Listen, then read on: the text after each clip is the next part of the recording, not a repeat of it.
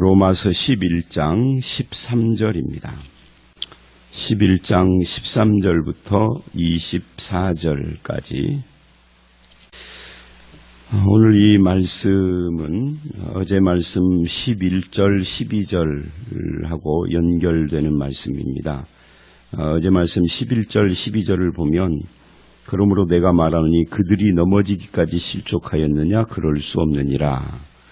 여기서 그들이 넘어지기까지라고 할 때 그들은 그 다음을 보니까 그들이 넘어짐으로 구원이 이방에 이르러 이스라엘로 시기나게 함이라 하는 걸 보니까 이게 이스라엘을 가리키는 거예요. 그러니까 이스라엘이 실족해서 넘어졌는데 그것이 완전히 하나님께로부터 버림받은 것이냐라는 그런 뜻입니다. 이것이. 그러니까 실족해서 완전히 넘어졌느냐 그 말이죠. 비록 지금은 안 믿는 자들이 많다 할지라도 그들 중에 남은 자들이 있다. 이게 어제 말씀 1절서부터 10절까지의 말씀이기도 했죠. 이스라엘이 예수를 안 믿는다고 해서 몽땅 다 안 믿는 것이 아니라 그들 가운데 믿는 자들이 있다. 바울이 있지 않느냐. 나 바울도 그 중에 속했고 엘리야를 봐라. 지금도 그렇다고 그래요. 제가 이스라엘을 가보지는 않았지만 이스라엘에는 지금도 크리스천들이 있다고 하죠. 그 수가 적어서 그렇죠. 그래서 그 남은 자를 가지고 이스라엘이 다 넘어진 건 아니다. 버림받은 것도 아니다. 택하심이 취소된 것도 아니다. 그런 이야기를 지금 하고 있는 거예요. 오히려 그들의 그 실족이 이방인들의 구원이 되었다. 그게 11절 끝 그리고 12절의 말씀이에요. 근데 이제 여기서 이 11, 12절 말씀과 오늘 말씀에서 우리가 오해하면은 안 되는 부분이 있습니다. 이게 굉장히 큰 오해, 신학적인 오류를 범하는 그런 오해가 있는데 이 오해 때문에 요한계시록 해석도 달라지고 하는 그런 오해예요. 아예 신앙 자체가 완전히 바뀌는. 그게 뭐냐면 이방인들은 구원 계획에 포함되지 않았는데 유대인들이 넘어지니까, 즉 예수 그리스도를 거부하니까 하나님께서 그러면 너네들이 예수를 안 믿으니 이방인들이라도 구원해야 되겠다 해서 그래서 하나님의 계획을 변경해서 오늘날의 이방인들이 주 구성원으로 되어 있는 교회가 탄생한 것이다 라고 해석하는 그런 신학이 생긴 겁니다. 그게 2000년 기독교 역사 속에서 쭉 그런 것이 아니라 이게 1900년대 초에 그런 사상, 1900년대, 1800년대 말에 그런 사상이 영국에서 시작을 해서 미국을 거쳐가지고 한국에 최초로 선교사로 들어왔던 사람들이 그런 생각을 가진 사람들이 섞여 있었어요. 그래서 한국에 그것이 확산이 돼가지고 한국은 그것을 전통처럼 생각을 하는데 그게 기독교 역사 속에서 겨우 생긴 지가 100년 정도 된, 그 전에는 그런 사상 자체가 없었던 겁니다. 이거를 제가 설명 없이 표현을 늘 강조를 해서 언급을 했었는데 그걸 세대주의 신학이라고 합니다. 이 세대주의라는 것은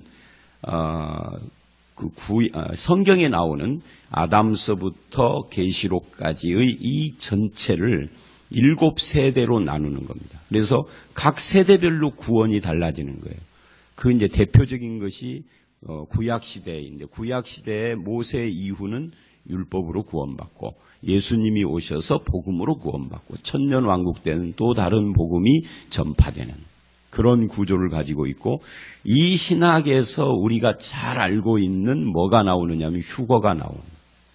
그래서 휴거가 필요한 이유를 뭐라고 하느냐면 이방인 교회는 원래 하나님의 계획 속에 없었던 존재들이니까 이 세상이 유대인을 중심으로 적그리스도에게 핍박을 받을 때 이방인들이 중심이 된 교회는 여기서 핍박을 받을 이유가 없다. 그래서 휴거 이야기를 하는 거거든요. 그래서 그런 체계를 정해놓고 성경을 갖다 붙인 거예요. 그게 이제 데살로니가전서 4장을 갖다 붙인 거죠. 그러니까 이런 종말론적인 이상한 체계가 어디서 시작이 되느냐면 이스라엘과 이방인으로 구성된 교회의 관계를 이야기를 하면서 시작이 된 겁니다. 그게 이제 오늘 본문 같은, 꼭 이 한 구절만이 아닌데 이런 본문으로부터 그런 생각들이 발전된 거예요. 그래서 이방인들은 구원 계획이 없는데 끼어들어왔다. 그래서 이 사람들은 뭐라고 이야기를 하냐면 이 이방인 교회, 이걸 교회 시대라고 그들은 불러요. 사실은 그 말도 틀려요. 왜냐하면 사도행전을 보면 출애굽을 한 이스라엘도 교회라고 부르거든요. 그래서 신약시대만 교회 시대라고 부르는 것은 사실은 옳은 표현이 아닙니다. 광야교회라고 그걸 불러요. 그래서 교회라는 것은 범위가 사실은 넓어요. 근데 어쨌든 이 교회 시대라고 하는데 이 교회 시대를 과로라고 합니다. 과로 시대라고. 원래는 유대인들이 예수님을 영접만 했으면 교회 시대는 불필요하고 바로 하나님의 심판, 재림 이런 것 없이 바로 하나님의 심판이 있었을 텐데 거부함으로 유예 기간을 갖게 됐다. 이런 식으로 표현을 하는데 성경 어디에서도 그렇게 말하지 않아요. 어쨌든 간에 그것이 한국 교회에서는 굉장히 뿌리가 깊어서 그렇게 알고 있는 것이 정통으로 그런 식으로 지금 사람들은 가르치고 있고 믿고 있고 그렇죠. 그래서 이 말만 한마디 더 본문으로 가보면 그래서 한국 교회는요 종말론 세미나나 계시록 세미나를 하는 대부분이 다라고 할 수는 없지만 대부분이 다 그런 사상을 배경으로 한 계시록 강의입니다. 거기에서부터 신천지니 뭐니 하는 이단들이 나온 거예요. 그러니까 이단을 비판하는 사람들의 사상이 이단들이 주장하는 것과 뿌리가 같으니까 이게 참 문제가 있는 거예요. 그래서 끊임없이 종말론 이단이 나오는 거예요. 하여튼 종말론, 여기서는 종말론 이야기가 아니니까 이 이스라엘과 유대인의 관계가 해석이 잘못되면 그렇게 된다라는 이야기를 지금 제가 말씀드린 거고요. 그렇지 않다. 이걸 오해하면 안 된다라는 거예요. 왜냐하면 첫째로는 하나님이 자기 계획에 실패하시는 분이 아니고 두 번째는 예수님이 십자가에서 외치시기를 그러니까 이들은 예수님이 유대인을 구원하러 왔다가 실패한 것처럼 근데 예수님은 십자가에서 뭐라고 그러죠? 다 이루었다라고 성취를 이야기를 하십니다. 또 승천 때는 하늘과 땅의 모든 권세를 내가 가졌으니 그러므로 너희는 가서 아들과 아버지와 성령의 이름으로 세례를 주라. 이렇게 이야기를 하신 것들을 근거로 보면 예수님의 사역이 실패거나 유대인을 구원하려고 했는데 안 되니까 이방인 교회를 세웠거나 그런 것은 아니다. 그럼 뭐냐 할 때 이방인을 구원하든 유대인을 구원하든 구원의 방법은 동일하다. 이게 이제 11장이 어제 말씀, 오늘 말씀, 9장부터 11장 전체가 그런 이야기예요. 그래서 어제 말씀도 그랬죠. 지금도 그러죠. 어제 말씀 몇 절입니까? 그게 5절. 그런즉 이와 같이 지금도 엘리야 이야기를 한 다음에 하는 말이에요. 지금도. 그러니까 구약시대 엘리야 시대나 지금이나 같다라는 이야기예요. 지금도 어떻게 해요? 은혜로 택하심을 따라 남은 자가 있는 거예요. 그래서 그 다음 6절 만일 은혜로 된 것이면 행위로 말미암지 않음이니 그렇지 않으면 은혜가 은혜되지 못하느니라. 그러니까 기독교는요. 저와 여러분 인간들이 하는 행위가 하나님의 구원을 이끌어내는데 아무 소용이 없다라는 것. 그것이 기독교의 전제예요. 은혜로 구원받는다는 것. 구원받은 사람의 삶이 변하는 선행은 필요하지만 구원을 위한 어떤 우리들의 행위가 전제되지는 않는다는 겁니다. 그러니까 똑같은 방법으로 유대인도 이방인도 그렇게 구원을 한다. 그래서 오늘 말씀은 이제 그걸 설명을 하는 겁니다. 유대인들이나 이방인들이나 어떻게 구원하시는가에 대해서. 그래서 그것을 이제 13절로 15절에서 이제 16절 이하는 세 개의 비유로 그걸 설명을 하는데 그 전에 먼저 13, 14, 15절에 내가 이방인인 너희에게 말하노라. 내가 이방인의 사도인 만큼 내 직분을 영광스럽게 여기노니 사도 바울은 이방인 구원 사명을 영광스럽게 생각한다. 이거 어려운 거 아니니까 그렇게 넘어갑니다. 이는 왜 영광스럽게 생각하느냐 하는 거죠. 혹시 내 고륙 이스라엘이죠를 아무쪼록 시기하게 하여 그들 중에 얼마를 구원하려 함이라. 이 14절을 보면 어제 말씀 11, 12절로 시기나게 한다라는 면에서 맥을 같이 하고 있죠. 그러니까 열심히 이 이방인들을 구원해서 예수를 믿는 걸 보고 이스라엘 사람들이 저게 사실은 우리들에게서 있어야 할 일 아닌가 해서 그들도 예수를 믿는 길이 혹시 이런 것을 통하여서 있지는 않을까 해서 사도 바울이 열심히 이방인을 구원한다. 물론 근본적으로 가보면 하나님이 이방인의 사도로 바울을 불렀기 때문이죠. 그러나 그걸 이제 바울의 편에서 지금 설명을 하는 거예요. 15절, 그들을 버리는 것이 세상의 화목이 되었거든. 이 그들은 유대인이고 세상은 이방인이죠. 유대인들이 하나님을 거부함으로 저들이 하나님께 버림받았잖아요. 실족했습니다. 그 대신에 이방인들, 즉 세상이 하나님께로 돌아와서 화목해 되어지는 그렇게 되었다라고 하면 그 말이에요. 그 받아들이는 것이라는 말은 유대인들을 구원하는 것 말하는 거죠. 죽은 자 가운데서 살아나는 것이 아니면 무엇이리요? 그러니까 유대인들도 마치 죽은 자 가운데서 살아나 부활하는 것처럼 신앙의 부활이 있기를 원한다. 뭐 그런 뜻입니다.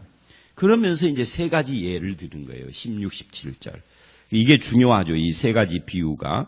16절 상반절을 보면 제사하는 처음 익은 곡식가루가 거룩한 즉 떡덩이도 그러하고, 이게 첫 번째 비유입니다.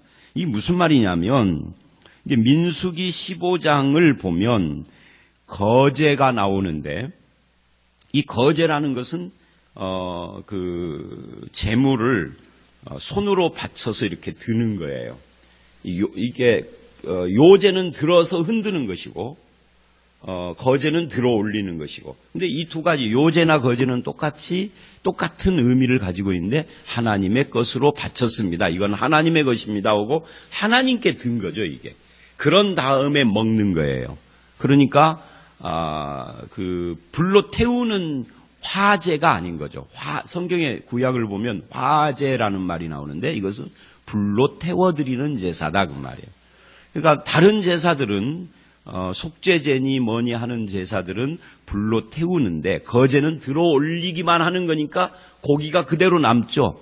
이거는 이제 먹는 겁니다. 그러니까 이스라엘이 먹도록 하기 위하여서 거제나 요제를 마련하신 건데 그렇게 해서 하나님께 바쳐졌다라는 거예요. 근데 그렇게 하는 것이 꼭 고기만 하는 것이 아니라 뭐도 하느냐면 처음 익은 곡식을 바칠 때도 그렇게 하는 거예요.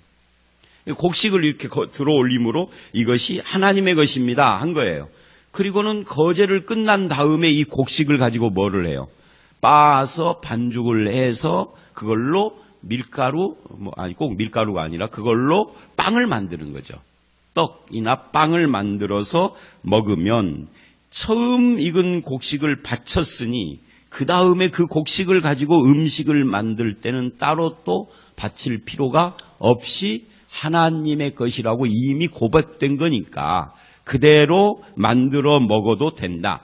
그래서 처음 것이 거룩해졌으니 뒤에도 그냥 그 재료로 하면은 그냥 당연히 거룩하여진 것이다. 자동적으로. 그런데 여기서 처음 익은 곡식은 무엇이냐면 이스라엘이라는 거예요. 그러니까 이 비유가 왜 나오느냐면 이스라엘을 하나님께 바쳐 거룩하게 되었으니 그것으로 만들어 먹은 떡이 거룩한 것처럼 우리도 그렇게 거룩하게 된 것이다. 그런 말이에요.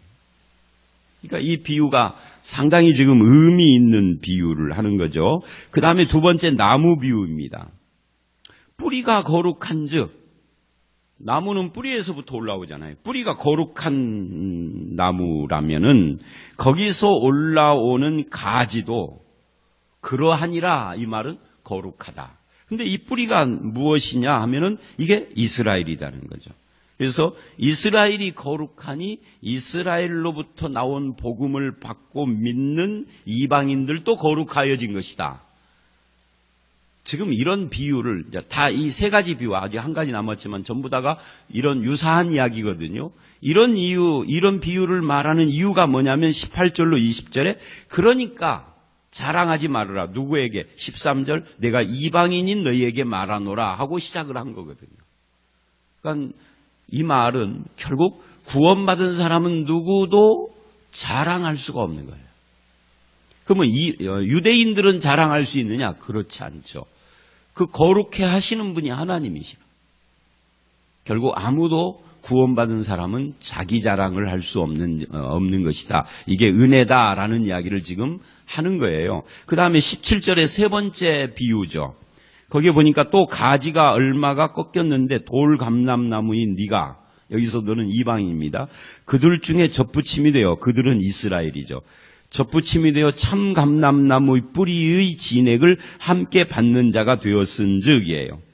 오늘날에 와서는 이런 식으로 젖붙임이 있는지 그건 모르겠습니다만은 전에는 다 이렇게 젖붙여서 돌 감람나무를 참 감람나무 되듯이 어떤 그 나무들을 연결해 줬잖아요.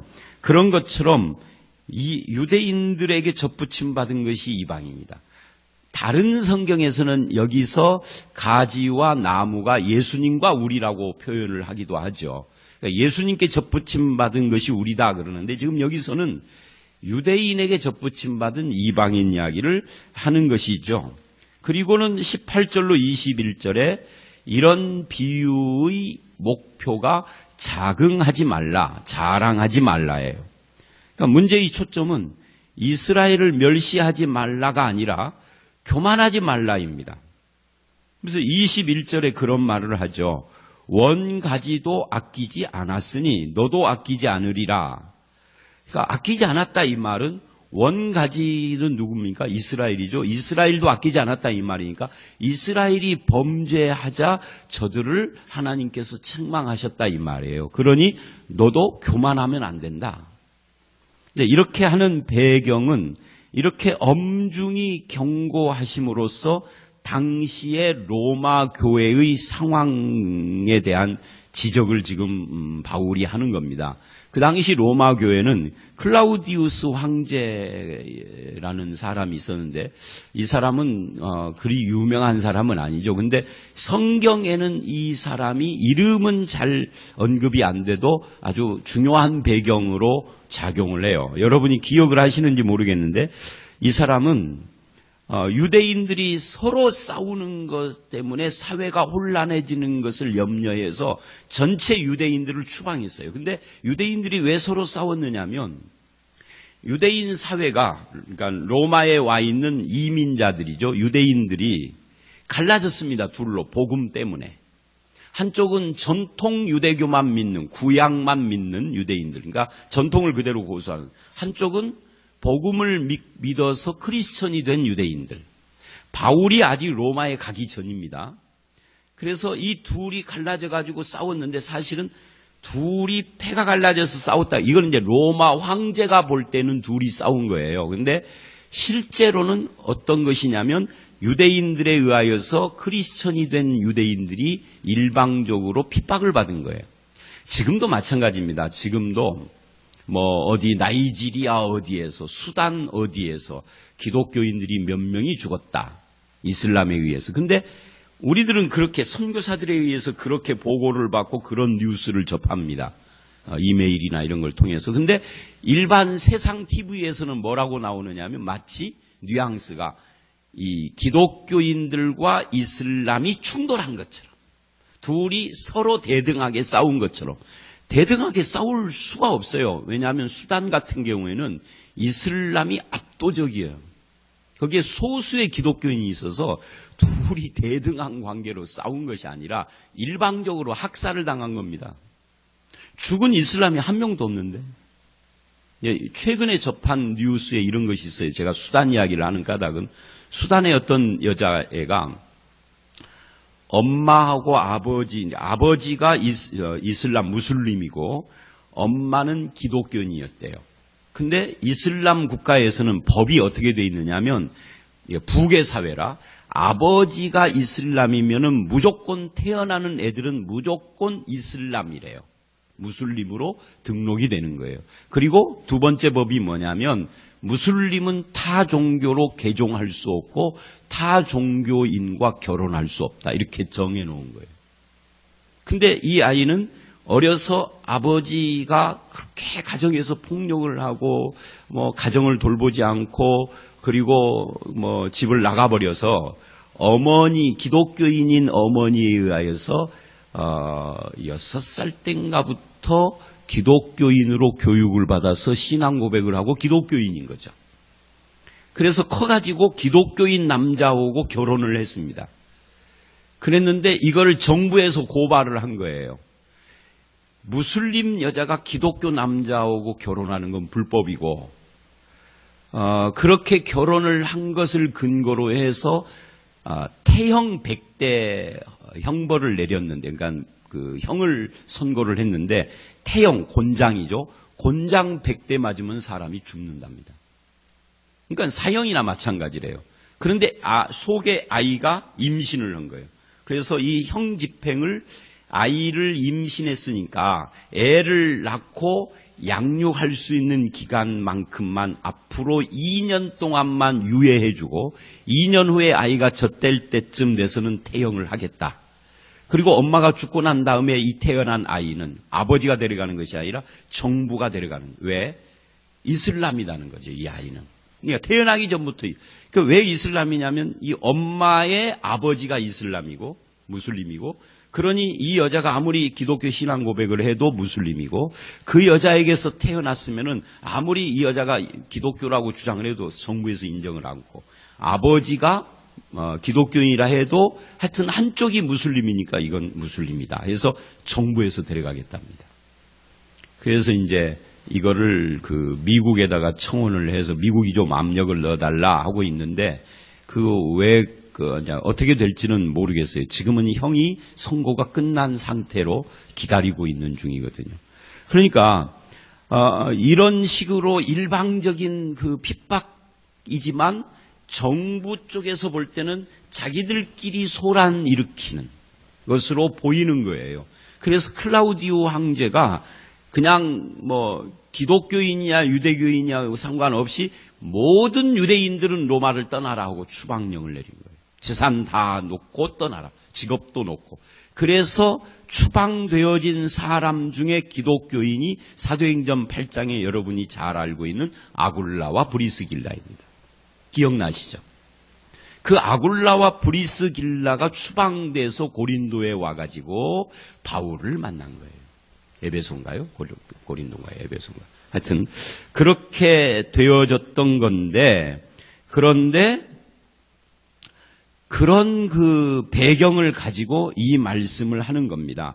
로마의 그리스도인들이 아무리 그렇다 해도 교만할 수 없다. 그런 식으로 로마가 그렇게 해서 기독교화 되어져 가고 많은 그리스도인들이 생기게 됐는데, 나중에 추방됐던 유대인들이 이제 몇 년이 지나서 세월이 상당히 흘러서 이제 클라우디오 황제가 죽고 새로운 황제가 나와가지고 추방령을 풀었어요. 거기에다가 재산 다 놓고 왔으니까 돌아가야 할 거 아니에요. 돌아가서 보니까 기독교가 바뀌어 있는 거예요. 그전에는 기독교회 안에 유대인 신자, 이방인 신자가 섞여 있는데 유대인 신자가 훨씬 많았거든요. 근데 돌아가 보니까 교회가 부흥돼 있는데 유대인 신자는 이제 소수가 된 거예요.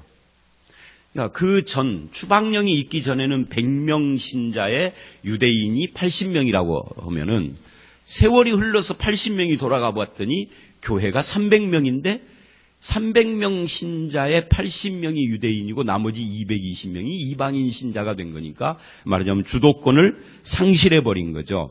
그런 사람들에게 너희들이, 이방인들이 유대인들보다 우월하다라고 자랑, 교만하지 말아라 하고 로마서를 쓰고 있는 겁니다. 그러니까 로마서를 쓴 배경이 뭐냐라고 할 때 성경학자들은 이 배경을 14장, 15장으로 두어요. 그리고 오늘 말씀도 마찬가지로. 그러니까 14장, 15장을 보면 로마서의 결론이 뭐냐면 강한 믿음을 가진 자는, 강한 자는 약한 자를 용납하고 받아들이고 섬겨야 한다. 이렇게 나오는데 이게 유대인과 이방인 사이에 일어나는 일들을 염두에 두고 쓴 것이다라고 성경학자들은 그렇게 해석을 합니다. 그러니까 오늘 이 본문이 바로 그런 거예요. 자랑하지 말아라. 너희의 구원은 유대인들을 뿌리로 하고 생긴 구원이지 않느냐. 그죠?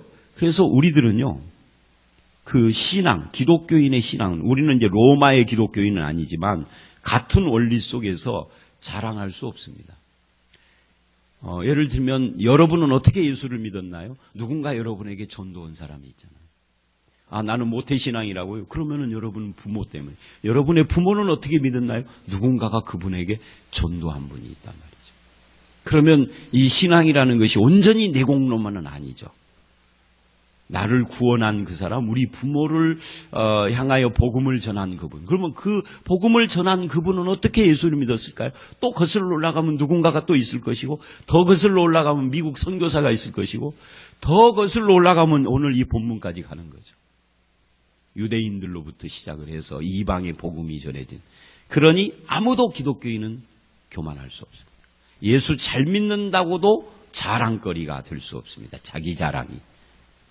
이게 이 오늘 말씀의 원리예요. 여러분 이게 이해가 되십니까 지금? 예.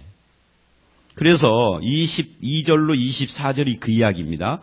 하나님의 인자하심과 준엄하심, 엄위하심. 이 하나님의 인자와 준엄하심이라는 이 표현, 준엄이라는 것은 죄인을 심판하는 거룩하심을 의미하는 건데, 누구에게 준엄한 심판을 하시느냐면 넘어지는 자. 유대인들처럼 하나님의 의와 복음을 받아들이지 않는 자들을 넘어지는 자라고 그래요. 그들에게 심판이 기다린다는 겁니다. 그러므로 만일이라고 하죠. 만일 하나님의 인자에 거하지 아니하면, 그러니까 너도 교만하면 그 말이에요. 우리가 구원받은 것은 하나님의 인자하심, 그 사랑하심 때문에 받은 것이라고 하면, 그렇다면 교만하면 안 된다. 그럼 누가 인자하심을 받은, 인자에 거하는 은혜 받은 사람인가 아닌가를 무엇으로 아느냐? 그가 넘어진 사람인가 아니면 하나님의 인자에 거하는가를 보면 안다. 지금 현재. 그래서 23절, 믿지 않은데 머물지 않으면, 이 말은 뭐예요? 부정을 부정한 거니까 믿으면 그 말입니다.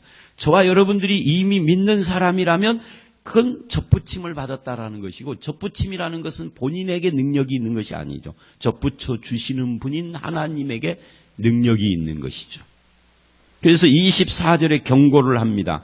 네가 원 돌감람나무에서 찍힘받고 본성을 거스려, 본성, 진노의 자식이었던 이 본성을 거스려 좋은 감람나무에 접붙임을 받았으니 원가지인 이 사람들이야 얼마나 더 자기 감람나무에 접붙이심을 받으랴.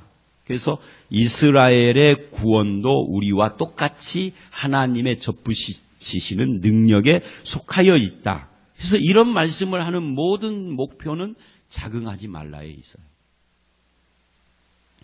이 자긍하지 말라, 교만하지 말라, 그 대신에 자긍에 거하지 말고 인자하심에 거해라 라는 것은 결국은 자기 공로, 자기 의를 주장하지 말아라.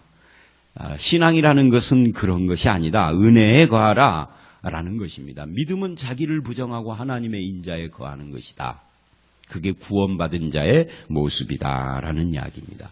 여러분, 오늘 이 본문 말씀 전체를 통하여서 우리가 배우는 것은 나의 구원이 나에게서 근거를 두고 나온 것은 아니다는 겁니다. 접붙이시는 하나님, 그리고 우리의 원뿌리와 같은 그 예수 그리스도 시대의 유대인들, 이 복음을, 저도 사실은 로마서를 공부하면서 복음에 대한 뭔가 이 맥이 뚫리고 신앙관이 바뀌었거든요. 저도 율법주의, 신비주의, 기복주의였어요. 근데 지금은 여기서 완전히 달라졌잖아요. 굳이 말한다면 복음주의죠. 근데 이렇게 된 것은 로마서를 공부하면서부터 시작한 거예요. 제가 다녔던 원교회 목사님은 전혀 복음적이지 않았어요. 율법주의적이고 기복주의적이었어요.